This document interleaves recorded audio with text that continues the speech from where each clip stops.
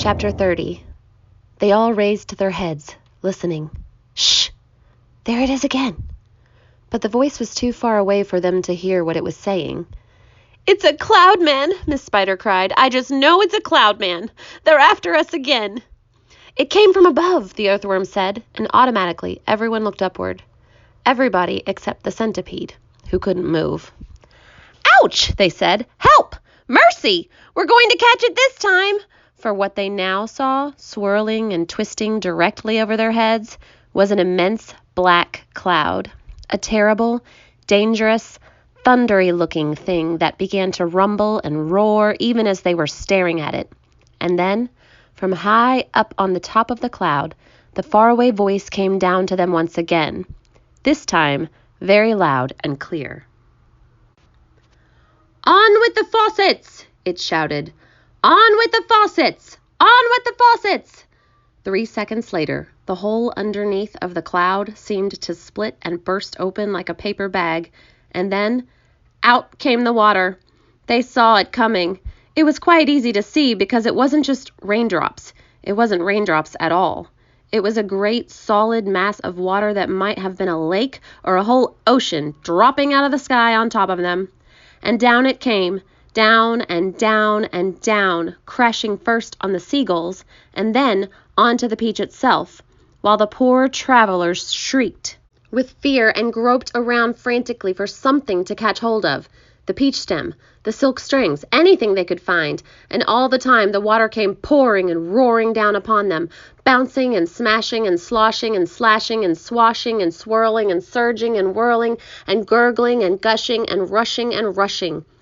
And it was like being pinned down underneath the biggest waterfall in the world and not being able to get out. They couldn't speak, they couldn't see, they couldn't breathe.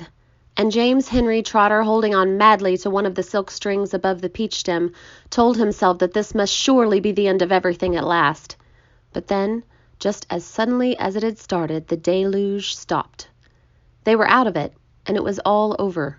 The wonderful seagulls had flown right through it and had come out safely on the other side.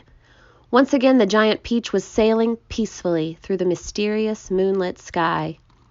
"I am drowned," gasped the old green grasshopper, spitting out water by the pint. "It's gone right through my skin," the earthworm groaned. "I always thought my skin was waterproof, but it isn't, and now I'm full of rain." "Look at me! Look at me!" shouted the centipede excitedly. "It's washed me clean. The paint's all gone. I can move again." "That's the worst news I've had in a long time," the earthworm said. The centipede was dancing around the deck and turning somersaults in the air and singing at the top of his voice, "Oh, hooray for the storm and the rain! I can move! I don't feel any pain! And now I'm a pest. I'm the biggest and best, the most marvelous pest once again." "Oh, do shut up," the old green grasshopper said. "Look at me!" cried the centipede. "Look at me! I am freed! I am freed! Not a scratch or a bruise nor a bleed. To his grave this fine gent they all thought they had sent, and I very near went, oh, I very near went. But they sent quite the wrong centipede." Chapter 31. "How fast we are going all of a sudden," the ladybird said. "I wonder why." "I don't think the seagulls like this place any better than we do," James answered. "I imagine they got out of it as soon as they can. They got a bad fright in that storm we've just been through."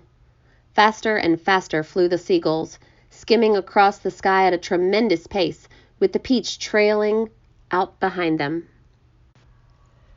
Cloud after cloud went by on either side, and all of them ghostly white in the moonlight. And several more times during the night the travelers caught glimpses of cloud men moving around on the tops of these clouds, working their sinister magic upon the world below. Once they passed a snow machine in operation, with the cloud men turning a handle and a blizzard of snowflakes blowing out of the great funnel above. They saw the huge drums that were used for making thunder, and the cloud men beating them furiously with long hammers. They saw the frost factories and the wind producers and the places where cyclones and tornadoes were manufactured and sent spinning down towards the earth, and once, deep in the hollow of a large, billowy cloud, they spotted something that could have only been a cloud men's city. There were caves everywhere running into the cloud, and at the entrances to the caves the Cloudmen's wives were crouching over little stoves with frying pans in their hands, frying snowballs for their husbands' suppers. And hundreds of Cloudmen's children were frisking about all over the place and shrieking with laughter and sliding down the billows of the cloud on toboggans. An hour later, just before dawn, the travelers heard a soft whooshing noise above their heads, and they glanced up and saw an immense gray, bat-like creature swooping down towards them out of the dark. It circled round and round the peach, flapping its great wings slowly in the moonlight and staring at the travelers. Then it uttered a series of long, deep, melancholy cries and flew off again into the night. "Oh, I do wish for the morning to come," Miss Spider said, shivering all over. "It won't be long now," James answered. "Look, it's getting lighter over there already." They all sat in silence, watching the sun as it came up slowly over the rim of the horizon for a new day. Chapter 32. And when full daylight came at last, they all got to their feet and stretched their poor, cramped bodies. And then the centipede, who always seemed to see things first, shouted, "Look! There's land below!" "He's right," they cried, running to the edge of the peach and peering over. "Hooray! Hooray! It looks like streets and houses. But how enormous it all is!" A vast city, glistening in the early morning sunshine, lay spread out 3,000 feet below them.